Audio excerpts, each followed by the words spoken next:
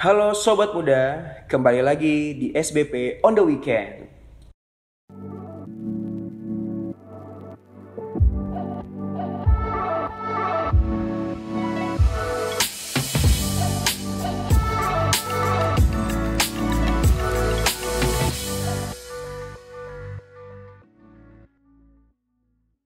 Sobat Muda, sebelum kita membaca dan merenungkan firman Tuhan, marilah kita berdoa. Allah Bapa yang bertata di dalam kerajaan surga, kami bersyukur Tuhan.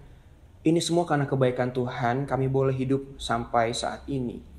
Ya Bapa, dalam kebersyukuran kami akan membaca dan merenungkan firman Tuhan. Kiranya Tuhan memperlengkapi kami, memberikan hikmat daripada Tuhan bagi diri kami, agar kami boleh memahami maksud dan tujuan Tuhan bagi kami pada hari ini. Terima kasih Tuhan Yesus, berfirmanlah karena kami telah sedia untuk mendengar. Di dalam nama Yesus kami berdoa. Amin.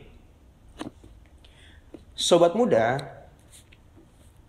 saya akan membacakan firman Tuhan dari Nahum pasal yang ketiga, ayat 14 hingga ayat yang ke-17. Nahum pasal 3, ayat 14 hingga ayat yang ke-17 yang menyatakan, "Timbalah air menghadapi pengepungan, perkuatlah kubu-kubumu, pijaklah lumpur, injaklah tanah liat. Peganglah acuan batu bata.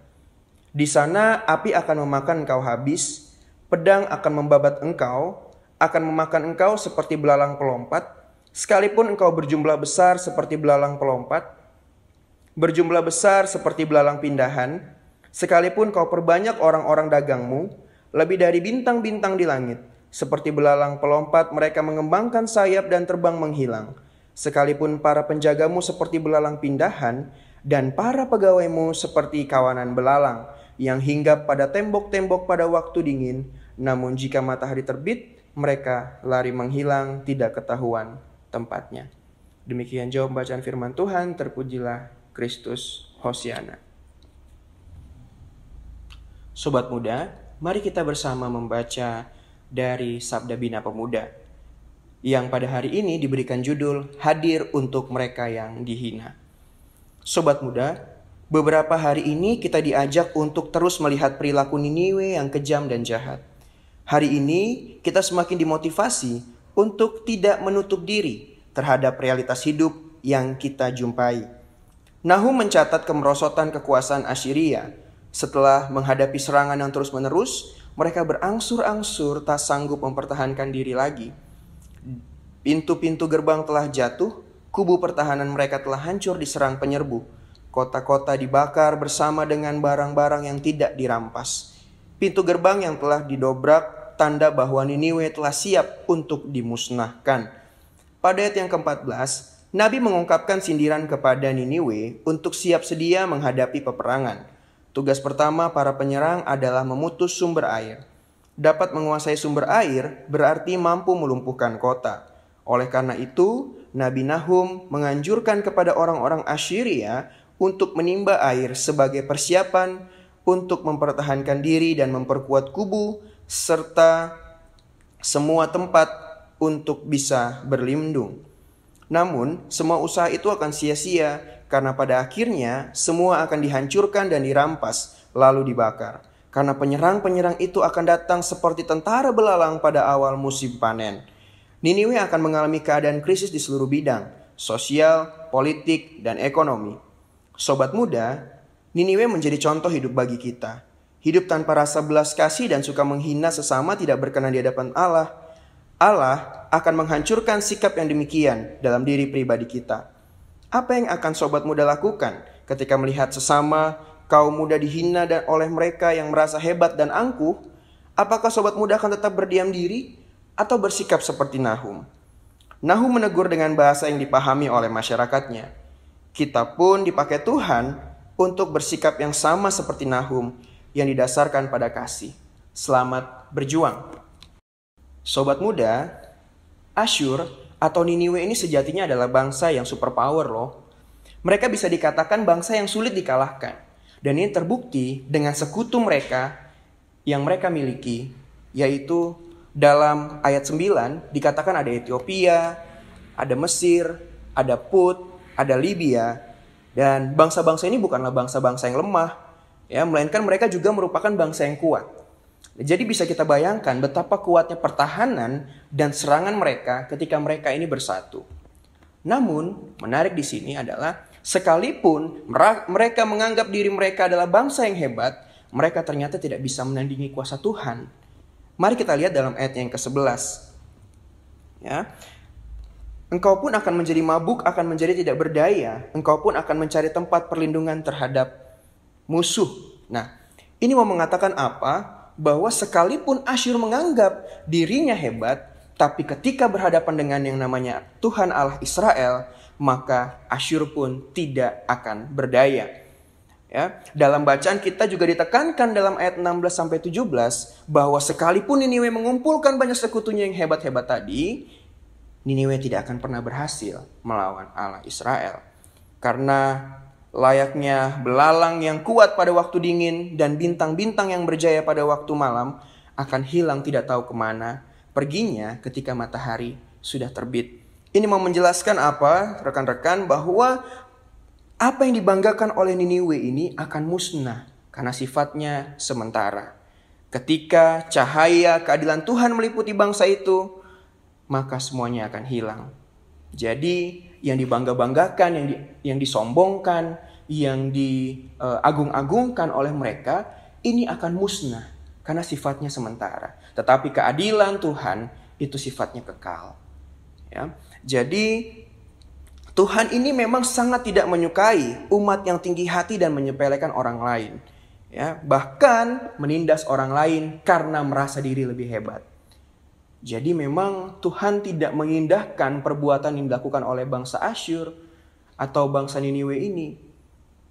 Ya, ketika mereka diberikan kesempatan, mereka tidak mengambil kesempatan itu dengan baik, tetapi malah mereka kembali mendukakan hati Tuhan. Sobat muda, maka dari itu berdasarkan firman Tuhan dan SBP yang sudah kita baca dan renungkan bersama, saya mengajak kita untuk belajar bahwa yang pertama itu stop bikin diri, ya, atau cari masalah sama Tuhan. Jadi berhenti bikin diri di hadapan Tuhan. Ya. Tidak perlu kita cari masalah sama Tuhan. Belajar dari kesalahan Niniwe yang sudah diampuni dan diberikan kesempatan untuk bertobat, tetapi dia malah memilih kembali untuk mendukakan hati Tuhan.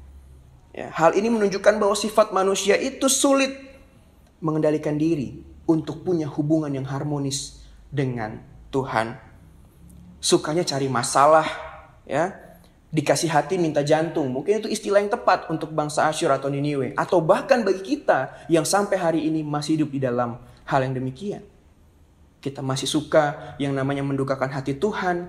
Kita masih suka mempermainkan Tuhan. Kita masih suka cari masalah sama Tuhan. Bikin diri di hadapan Tuhan. Maka berhenti mulai hari ini. Kita harus merubah pola pikir dan juga sikap kita. Tinggalkan segala hal yang keangkuhan, kesombongan. Karena itu sifatnya sementara. Tuhan mampu merubuhkan itu hanya dalam sekejap. Tuhan mampu menghilangkan kita juga dalam sekejap. Jadi untuk apa hidup dalam kesombongan? Karena semuanya adalah sia-sia. Yang kedua, saya mau mengajak kita untuk bangun relasi terbaik dengan Tuhan. Ya, jangan jadikan Tuhan itu sebagai lawan atau musuh kita. Kalau Tuhan di pihak kita, maka siapa yang akan dapat melawannya? Ya. Tetapi jika sebaliknya terjadi, kalau Tuhan ada sebagai lawan kita, maka kita harus bersiap-siap untuk hidup dalam ketidakberdayaan. Dan kita harus siap hidup di dalam kebinasaan. Seperti yang dialami oleh bangsa Asyur atau Niniwe. Jadi fokuslah hidup membangun relasi yang baik dengan Tuhan. Tuhan menginginkan kita untuk punya kedekatan, keintiman, bonding yang kuat bersama dengan Tuhan. Maka ambil kesempatan itu. Jangan sia-siakan kesempatan itu. Dan yang ketiga, saya mau mengajak untuk kita semua untuk melihat rekan kita. Melihat sekeliling kita. Ya. Jangan jadi pemuda yang egois atau pasif. Tegurlah rekanmu yang hidup dalam keangkuhan. Mungkin saat ini dia masih hidup dalam kesombongan. Mungkin saat ini dia masih hidup dalam hidup yang suka menyepelekan orang lain. Tegurlah mereka. Jangan takut. Jangan merasa bahwa kalau saya tegur saya akan dijauhi. Justru firman Tuhan adalah kita harus berani mengatakan hal yang benar jika itu memang harus dikatakan. Ya. Jadi pakailah kesempatan itu untuk mewujudkan kasih Tuhan lewat kepedulian kita kepada rekan kita yang masih hidup di dalam jalan yang belum tepat.